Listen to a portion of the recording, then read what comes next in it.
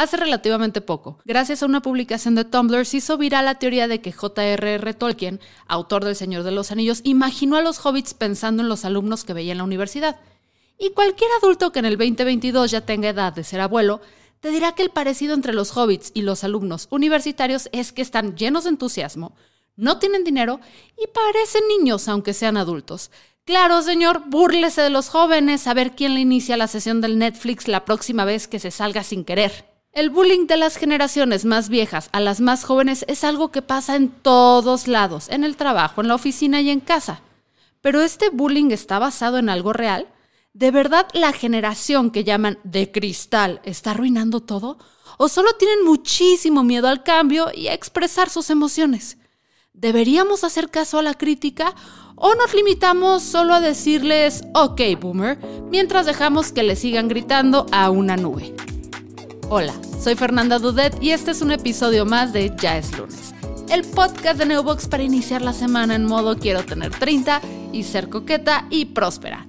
El día de hoy hablaremos de los choques generacionales, qué hay de cierto, qué es falso y por qué nadie pela a la generación X en esta discusión.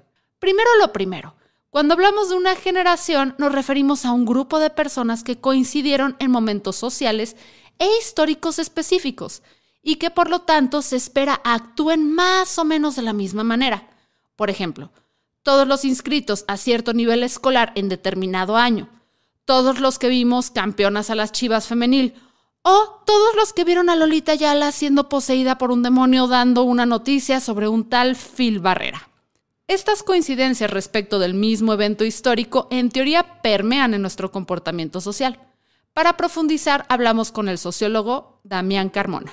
Primero, creo que ahí lo que ayudaría mucho a entender un poco a las generaciones es cuestionalmente la sociología de la cultura y es analizar justamente los aspectos culturales de cada generación, entenderlos y tratar de dar cuenta de una forma en la cual se está nombrando el mundo es importante, ¿no? Porque al final de cuentas el mundo cambia constantemente con base en las grandes estructuras que dominan a la sociedad, ¿no? O sea, capital, religión, educación, la familia, etc. Y conforme va cambiando cada estructura, los cambios en el mundo, o conforme cambia, pues sí, no es como que el mundo cambia de la noche a la mañana, sino justamente hay cambios y fricciones en esas estructuras, y eso se refleja en cómo los sujetos ven al mundo y lo nombran, ¿no?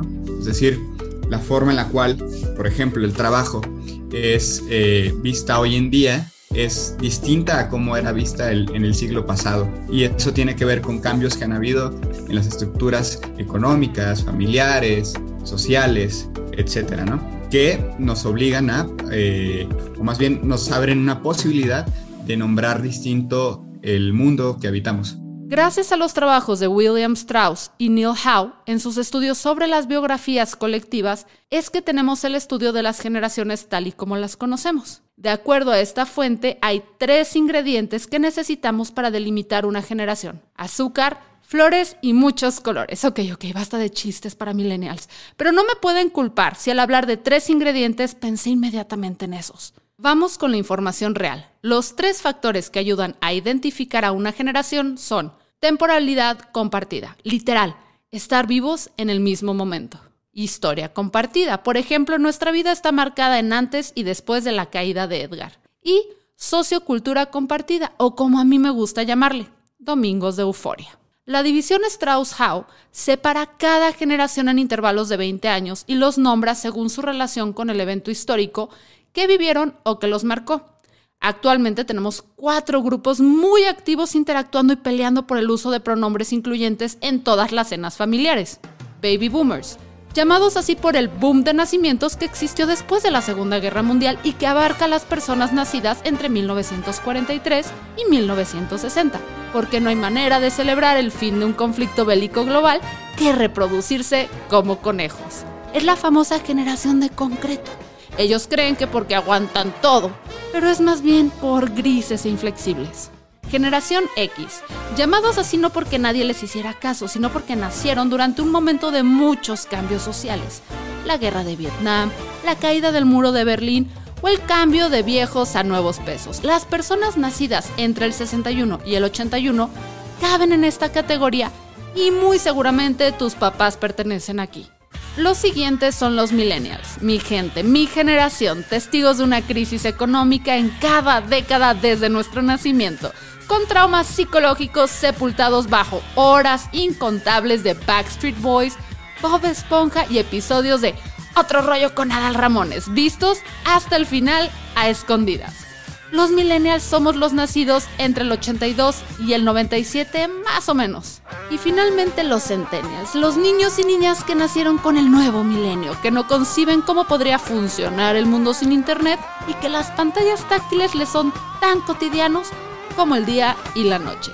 Esta teoría de la división generacional, aunque práctica y cómoda, es muy cuestionada, como varios objetos que tengo en mi closet. Creo que a veces nos perdemos en lo macro y no damos cuenta de lo que pasa con los sujetos cuando hablamos de generaciones. Es decir, asumimos que los boomers son personas en su mayoría conservadores, retrógradas, antiderechos, etc. Y damos por hecho que los millennials o las y los millennials son personas libres, son personas pro derechos, son personas que buscan romper con esquemas de formación tradicional, etcétera, ¿no? Entonces, al final de cuentas, creo que simplificamos mucho eso. La gran limitante es justamente no dar cuenta de las complejidades y las problematizaciones que atraviesan a las y los sujetos, ¿no? Es decir, hablamos de como algo muy bonito de una generación o algo muy feo de una generación, pero no nos damos cuenta de lo que atraviesan las historias de vida a las y los sujetos. Los millennials estamos en un punto muy interesante. Somos el puente entre las generaciones más viejas y las jóvenes. Alcanzamos a vivir el mundo analógico. Hablamos por teléfonos fijos, usamos televisores sin control remoto y vimos a María la del barrio, porque no había muchas o mejores opciones. Si la tecnología fuera una montaña rusa, los boomers son quienes vieron cómo se construía, pero así, de lejitos, porque esas son cosas del diablo. Los millennials seríamos los que hicimos 4 horas de fila para subirnos a una versión no aprobada por Protección Civil y dimos retroalimentación para que quedara más chida. Mientras que los centennials nacieron con pase directo a la versión donde la gente ya no se muere desnucada en el giro de 360 grados. Asumir nuestra posición en este ambiente es clave si es que queremos que la transición de poder sea pacífica, porque va a ocurrir, sí o sí.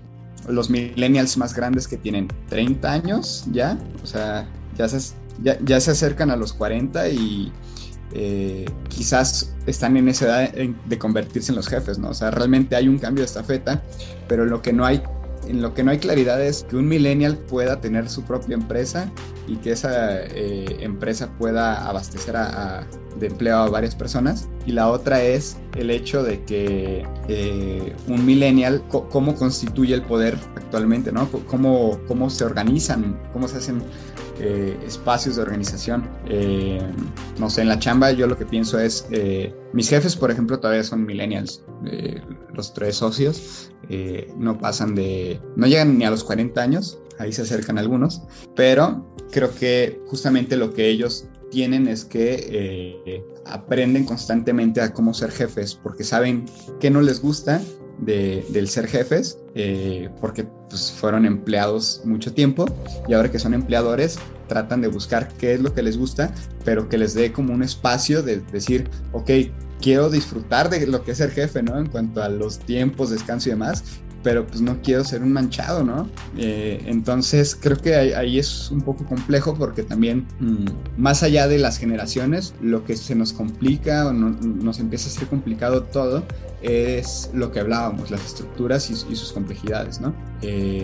Si en el mercado laboral tu trabajo no se paga bien, no hay una remuneración chida, pues, ¿no? Y la gente no quiere pagar justamente, o los clientes no quieren pagar lo que vale un trabajo, creo que todo se empieza a complejizar muchísimo. Entonces, creo que el punto de qué tan precario, qué tan inconexos podamos estar con las generaciones tiene mucho que ver también con cómo se vuelve más problemático la estructura laboral y la estructura económica. Uno de los espacios donde más notamos los cambios de paradigmas es en la manera en que consumimos ciertos productos o nuestra actitud hacia los mismos. Creo que podríamos obtener claros ejemplos de esto si pensamos en los focus groups. Muy probablemente te ha tocado participar en uno. Te escogen a ti y a otras personas de distintas edades o con distintos intereses y te presentan un producto para luego pedirte tu opinión honesta. Manuel Jiménez actualmente se desarrolla como director regional especializado en productos de consumo. Sin embargo, ha tenido mucha experiencia en el mundo del marketing y nos habló al respecto. Hicimos un estudio que fue bastante largo, porque la idea era, una de los resultados del estudio era entender si teníamos que usar a una modelo mexicana en la campaña, ¿no? Pero entre muchas otras cosas estaba entender cuál era la relación de las mujeres con la belleza, cómo veían toda esta parte de antiedad, cómo veían el envejecer, etcétera, etcétera, ¿no? Entonces, ahí me acuerdo, porque esto ya fue, ¿cuándo fue? En el 2007, o sea, tampoco tiene tanto, pero fue hace rato, ¿no? Y me acuerdo mucho que empezamos a ver primero las diferencias entre edades, donde tú tenías a las chavitas que estaban como abriéndose, o sea, las chavitas que ahorita cuántos años tienen, deben de tener 30, 35 años, ¿no? Que estaban abriéndose al mundo y exploraban y tenían novio y decían, no, pues yo tengo un novio acá y luego está este otro que me estoy ligando, y eran como mucho más libres. Y sus mamás, o las mujeres que hubieran podido ser sus mamás, que decían, no, yo crecí con muchas restricciones, crecí con una educación muy, muy católica, muy esto, muy el otro. Y que entonces decían ellas, ¿no? O sea, yo admiro ahorita a las chavitas que son como más libres, que se atreven a más cosas, que usan ropa como diferente, que yo a su edad nunca me hubiera podido poner. Y del otro lado, pues estaban las chavitas que decían, yo admiro a estas mujeres que, o sea, como que pues pasaron por todo esto y aún así están contentas, o que crearon todo lo que nosotras estamos siguiendo. Entonces era como muy interesante, más allá de la parte de belleza, que también fueron unos findings muy, muy interesantes. Esta parte de ver cómo ellas abordaban como lo que era ser mujer de una manera bien distinta. Para una, ser mujer era ocuparte de tus hijos, era, no sé, ser la buena esposa, responder como a todas estas partes de los principios de la good wife. Y del otro lado, las otras era así, ser mujer, pues era ser ellas mismas, ¿no? Y entre más avanzabas, pues más te acercabas a uno o al otro. Pero esa fue una de las primeras investigaciones en que participé, que veían como esa diferencia. Es súper normal que nuestra actitud hacia ciertos temas o productos cambie conforme vamos creciendo. Simplemente ponte a pensar en cómo te gustaba el grupo Mago de Oz en la prepa y ahora escuchar una guitarra eléctrica acompañada de un violín solo te produce reflujo. Dentro del mundo laboral estamos viviendo este cambio en carne propia, tal como lo relata Charlie Solórzano, Headhunter en Alder Cotton. Y esto ha sido provocado por varias razones. Quizás una de las más importantes es que la movilidad o la división de fronteras es tal que realmente ya no importa dónde estés. Entonces estás buscando el mejor talento y lo que no están encontrando en Estados Unidos lo están buscando en LATAM. Entonces eso ayuda mucho. Yo sí creo que sí, anteriormente podríamos hablar más de una división de es que los millennials quieren esto, y es que los millennials no se comprometen, y la verdad es que vinieron, y si queremos profundizar en esa división, vinieron a enseñarnos una manera de trabajar. El problema son las empresas que quieren seguir manteniendo su status quo o quieren mantener su forma tradicional de trabajar, ¿no? Entonces, yo sí estoy llegando al punto que si un cliente me dice, oye, para esta posición quiero pagar esto, de entrada les digo, oye, si no tienes flexibilidad, no lo vas a lograr y no sé si sea adecuado trabajar yo contigo porque nomás va a haber desgaste. Entonces, eso yo lo veo como algo muy bueno para la gente, para los candidatos, pero también trae muchas complejidades para las empresas tradicionales, ¿no? Porque esa fuga de talentos se está yendo hacia las empresas que tienen la capacidad de pago, que tienen la capacidad de invertir en cosas más sutiles o menos cuantificables en términos económicos, pero que son muy importantes para las personas, ¿no? ¿Qué tanto se preocupan por mí? ¿Dónde está la política de wellness? ¿Dónde está la política de diversidad e inclusión? Etcétera. Cada vez es más evidente que nuestros valores en relación al trabajo ya no se adecúan a los de nuestros padres o abuelos. Esto provocado por factores que han afectado directamente nuestro desarrollo como generación. Por ejemplo, las crisis económicas, la pandemia, el cambio del milenio, la concientización de la salud mental y el que quizás sea ya el mayor conflicto de esta década y que se desarrolla ante nuestros ojos en TikTok. Me refiero, por supuesto, al Couch Guy. Mi mamá siempre decía que ella era parte de la primera generación, de la última generación a la que le pegaron sus papás y la primera a la que regañaron sus hijos, ¿no? Entonces, ella siempre decía eso. Y cuando estábamos haciendo estos estudios de TikTok, era bien interesante ver que los chavitos, que ahora, por ejemplo, que mis sobrinas tienen entre, no sé, 13, 14 años y que están en esta época rebelde, ¿no? Yo, que tengo 0 hijos, aconsejo a mi hermana y le doy palabras de sabiduría.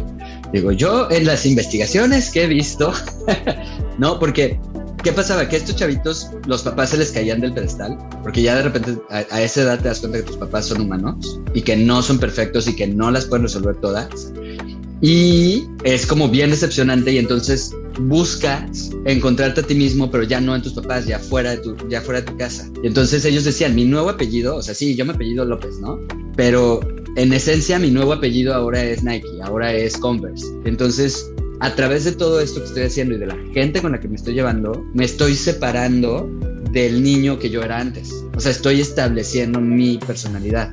Porque, por ejemplo, mi hermana, yo la escucho quejarse amargamente de su trabajo, porque tienen, o sea, en su trabajo es un señor que cree que, así, emprendedor en México que creó su empresa, que cree que todo el mundo le quiere robar y que la gente, no sé, son ¿cómo te puedo explicar? Que los puede maltratar y que les puede gritar, etcétera, etcétera, ¿no? Pero el problema en México es, sí, la gente se queja y mi hermana, por ejemplo, es la que dice, oye, no, a mí no me vas a hablar así, ¿no? O sea, si mi mamá no me gritó, menos tú, ¿no? Pero, ¿cómo te digo? Está esta cosa donde si en México, si no haces el trabajo, tú lo vas a hacer otro. Entonces la gente, creo que ese es un bloqueo en México para que los ambientes laborales verdaderamente cambien, es que la gente entienda que, pues, si alguien se está yendo de un lugar, pues también otra persona debería venir. Que es la maravilla de Glassdoor. De Glassdoor, de ¿cómo se llaman estas empresas? Bueno, que te dejan ver cómo es el ambiente laboral de una empresa. Qué piensa la gente que trabajó ahí, qué piensa la gente que ya no trabaja ahí, etcétera, etcétera. Es una especie de TripAdvisor para el trabajo, que en Estados Unidos se usa mucho, en Europa lo están empezando a usar, ¿no? Yo me acuerdo una vez en la empresa donde trabajaba hace un año, estábamos hablando de Glassdoor y estaba el director de la región diciendo, ay, pero alguien nos dejó una mala evaluación en Glassdoor, nada más porque estaban enojados. Y yo leí la evaluación y dije, me parece bastante precisa. Nada más que estas son cosas que, pues, ustedes no se quieren dar cuenta porque, pues no se quieren dar cuenta, ¿no? Pero bueno, para regresar a la parte de cómo están cambiando los chavos en lugar de trabajo, sí, están trayendo diferentes cosas, están trayendo su vida a la parte de trabajo, lo están humanizando, ¿no? Y lo están haciendo como más llevable. Estamos entendiendo que el trabajo no es algo que hagamos solo por placer, o que hagamos por placer, y estamos tratando de hacerlo que sea mucho más placentero. La pandemia aceleró una tendencia en todo el mundo. El freelancerismo está ocupando un gran espacio dentro de las dinámicas laborales actuales. Ahí les van unos datos. Según Workana, la plataforma de trabajo freelance online más importante en Latinoamérica, en 2020 el crecimiento de la actividad freelance fue de un 42%. El número de registros en Marketplace, la plataforma para vender productos en Facebook, era de 70,000 usuarios nuevos al mes. Ya para abril del 2021 se registraron más de 100,000 nuevos freelancers en América Latina. Y es que tal y como lo hacen parecer todos los titulares de periódicos de economía, los millennials y generaciones futuras vamos a acabar con el mundo tal y como lo conocemos. Es que creo que lo que ese tipo de empresas han tratado de hacer es mantener la forma o los sistemas que les han funcionado o que les funcionaban, no sé si les funcionan todavía, pero que les funcionaban, donde era muy claro la jerarquía, donde era muy claro las bandas salariales, Pero hoy día el mercado está tan movido que la pregunta es, ¿quién me va a resolver lo que tengo que resolver independientemente de lo que me cueste? O sea, yo trabajo mucho con empresas de tecnología y si me piden una persona de machine learning o una cosa por el estilo, o un data scientist, la probabilidad de que sea alguien más joven pues es mucho más alta. El tema es que esta persona que tiene esa capacidad o esa experiencia, pues él es el que se empieza a hacer las preguntas de decir, quiero trabajar en esta empresa donde a la hora de estar interactuando en las entrevistas me están dejando ver sus colores verdaderos o realmente de qué están hechos. De ahí quiero estar trabajando, ¿no? O mejor busco una empresa que esté más alineada a lo que yo quiero y demás. Hoy por la mañana leí un artículo donde decía que en Estados Unidos está tan complicado ya escasez de talento que el sueldo promedio inicial de un recién graduado está llegando a los $100,000 anuales. Entonces, imagínate, si allá les cuesta trabajo contratar, pues automáticamente voltean a México o a LATAM. No hablemos de LATAM. Entonces los empiezan a buscar con la expectativa de que les salgan más baratos, ¿no? Y probablemente sí sean más baratos, pero es tanta la demanda que los candidatos tienen muchas opciones. Entonces, si las dos empresas te van a pagar similar, ¿cuál escoges? Una que a mí, independientemente de la edad, me den time off, tengan flexibilidad. Hoy las preguntas que escuchamos no es ¿qué edad tiene mi jefe? Es ¿cuál es tu política? Pero explícamela bien, porque modelo híbrido, ¿pero qué significa modelo híbrido para ti empresa? Y a ver si eso está alineado conmigo. Entonces creo que, y a lo mejor estoy generalizando o estoy enfocándome en cierto sector, donde pues yo tengo la experiencia y donde tengo el conocimiento y donde lo vivo, ¿no?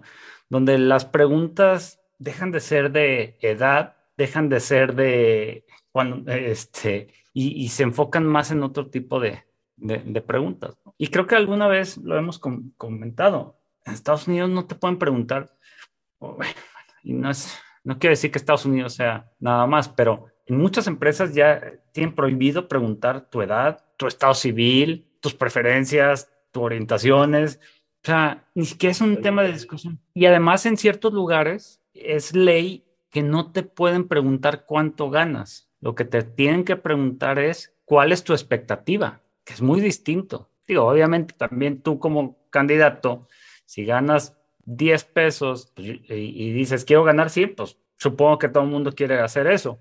Pero pues también tienes que ponerte en un contexto real de la situación, ¿no?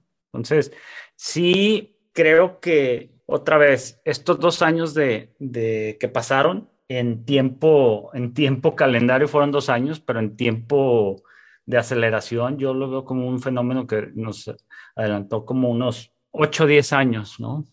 Las nuevas generaciones nos están dejando cosas importantísimas, como saber valorar nuestros esfuerzos y nuestra salud mental, pero sobre todo a Zendaya, patrimonio cultural e histórico de la humanidad. La situación actual ya no está para trabajar 35 años en una compañía para jubilarnos y que nos regalen un reloj caro, un pavo congelado y una suscripción de por vida a Videocentro. Las nuevas generaciones sienten que están entrando en un mundo que está tratando a sus profesionistas como si fueran servilletas desechables. Como te decía, yo voy a cumplir 40 años en julio. Técnicamente soy millennial porque nací en el 82 y hay quienes dicen que los de millennials empiezan en el 83 y hay quienes dicen que en el 80. Yo me voy por los segundos. Pero más que nada me doy cuenta que lo que yo comparto con las nuevas generaciones es primero estas ganas de establecerme primero yo como persona para poder agregar algo al mundo. Del respeto de lo que yo quiero que va más allá de lo que me pueda dar mi empleador, por ejemplo, ¿no? O sea, de mi espacio personal o mis vacaciones son tan importantes como el trabajo que hago y sin uno no puedo hacer el otro y sin vacaciones no puedo hacer un buen trabajo porque me estoy cansando, ¿no? Entonces yo creo que depende más o menos de eso y evidentemente mis intereses se van a acercar ahí porque ¿qué va a pasar? Que yo voy a estar viendo como no sé, las marcas que reflejen ese tipo de actitud. Voy a estar entrando a sitios web que hablen de cosas que a mí me interesan desde ese punto de vista. Y lo mismo hacen los consumidores, ¿no? O sea, los consumidores están buscando en diferentes etapas de su vida diferentes maneras de expresar quiénes son. Y yo creo que tú como marca como marca, como político, como persona que va a desarrollar un programa orientado a, pues tienes que saber muy bien qué es lo que tú agregas para que sepas a quién le interesas. Por otra parte, nosotros estamos viendo a las generaciones más antiguas como personas que ya no pueden mejorar o que no vale la pena tratar de cambiarlos porque su función ahora es diferente. Este trato es lo que alimenta el círculo vicioso y hace que las empresas tradicionales se aferren a sus métodos rígidos de trabajo. En México hice una campaña con Sky que era 100% digital. Y el director general, mi producto era Sky Blue, que estaba orientado a chavitos de 18 a 24 años, ¿no? Y el director general, que tenía 45, me dijo, es que yo no he visto tu campaña en ningún lugar en digital. Sí, pues normal, ¿no? O sea, pues tú no eres mi target. Sí, preocupado estaría si me dijeras la he visto por todas partes. Pero para él, la campaña no existía porque él no la vio en los medios que él podía tocar. Pero estos bloques los tienes en el trabajo cuando tienes a gente que no... O sea, como gente de mayor edad. Y ahí ves la diferencia generacional. Al mismo tiempo, cuando estás hablando con un chavito que acaba de entrar, ¿no? Dices, o sea, hay muchos que sí, no, yo tengo esta idea, no sé qué, y vamos a hacerlo. Y dices, a ver, mi rey, primero entiende la estrategia, ¿no? O sea, siéntate, respira, está muy bien, o sea, tienes 24 años, acabas de empezar, traes muy buenas ideas, vamos a escucharlas todas, pero primero entiende lo que se está haciendo. Entonces, tienes que mediar entre los dos para que uno esté abierto a lo que el más joven va a decir y el más joven entienda que hay un proceso para llegar a agregar valor, que es lo más importante, ¿no? He estudiado últimamente, tiene que ver con adultos mayores, y los adultos mayores tienen dos polaridades muy distintas, ¿no? O se les da como este papel de viejos, de sabios, de ilustres, o este papel en el cual son como un mueble, ¿no? Entonces digo, puta, pues qué carga tan grande llegar a viejo y tener que ser sabio, ¿no? Y tener un chingo de anécdotas y casi eres como el centro de entretenimiento. Pues no, güey, o sea, yo cuando sea un anciano no quiero eso, ¿no? O sea, quiero poder disfrutar y que no me estén chingando con que les cuente una anécdota, ¿no? O sea, ¿por qué tengo que hacer eso? Y podrá parecer muy burdo, pero sí digo, no jodas, güey, qué feo llegar anciano y tener que ser interesante, tener que ser sabio. Es como de, no, güey, no. Y eso, pues, socialmente es un pedo, ¿no?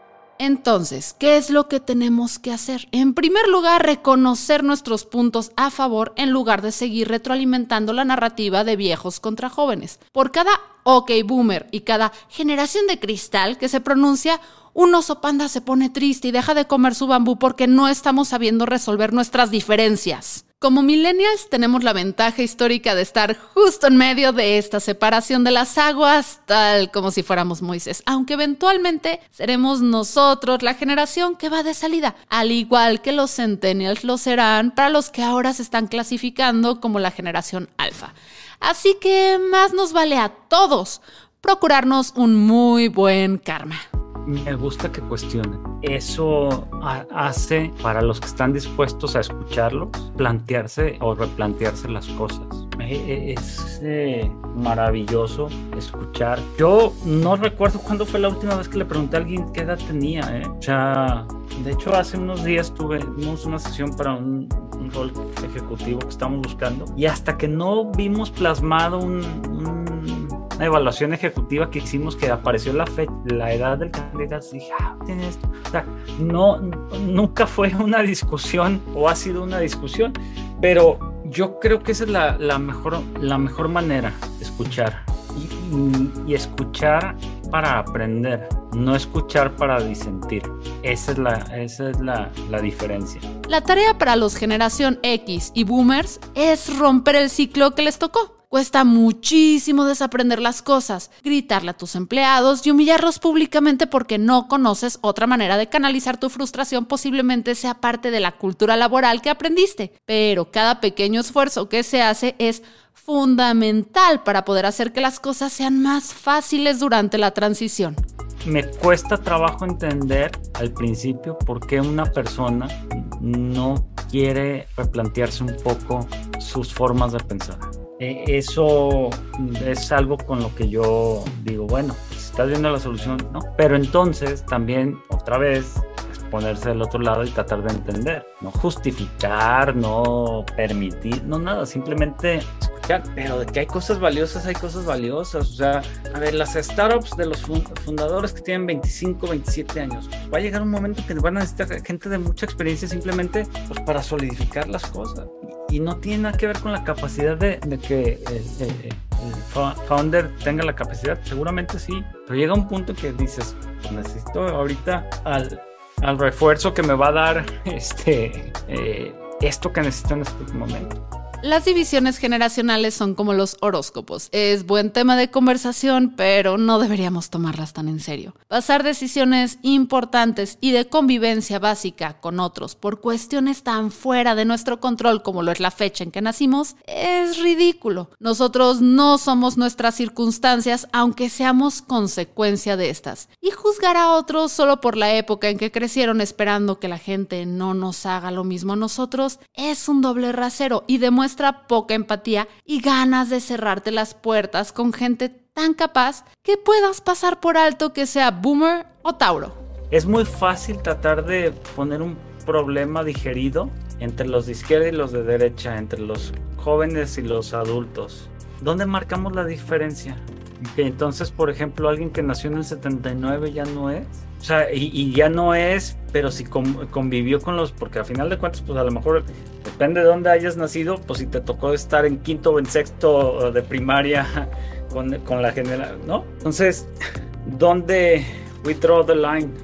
Es como esto de, ok, boomer, tenemos que defender a los boomers. Simplemente yo creo que es más la gente que quiere mantener el status quo a la gente que quiere empujar el cambio. El tema es que ahora los cambios los vemos mucho más rápido, mucho más rápidos. O sea, o los vivimos. A mí me gusta, por ejemplo, mucho el convivir con gente adulta mayor, con ancianos, pues, ¿no? Me gusta mucho y es algo que he aprendido y que he tenido que hacer porque durante casi todo 2020 estuve a cargo de los cuidados de uno de mis tíos que tenía 97 años y que falleció en noviembre de 2020, ¿no? Es decir, estuve muy cercano a él y me tocaba aventarme todo. Y quizás las generaciones, quizás a veces no tienen que ser adultos mayores para ser considerados de otra generación, ¿no? Hay otros que son más vivos y más imprudentes, como pueden ser nuestros padres a veces, pero creo que ahí entender que son formas distintas de cómo entendemos el mundo. Y para ellos algo muy violento es que el mundo como lo conocían, pues está desapareciendo, ¿no? Entonces, tratar de que ellos entiendan eso se vuelve una fortaleza. Por eso a veces gana mucho el conservadurismo, ¿no? Porque es justamente esta imagen, este anhelo de que los tiempos pasados eran mejores o de que este es el mundo como lo conocí. Y no es una defensa a la intolerancia, sino es una invitación al diálogo, ¿no? Una invitación a pensar que, o de abrir los ojos y saber que detrás de ese comentario pues está nuestro padre o está nuestro tío y quizás no es una mala intención. Yo soy Fernanda Dudet y esto fue un episodio de Ya es lunes, el podcast presentado por Neubox, la empresa número 1 de hosting en México. Y hablando de hosting, en Neubox estamos de promoción, 20% de descuento en hosting WordPress al contratar un plan anual. Para más detalles, entra a neubox.com/hosting-WordPress.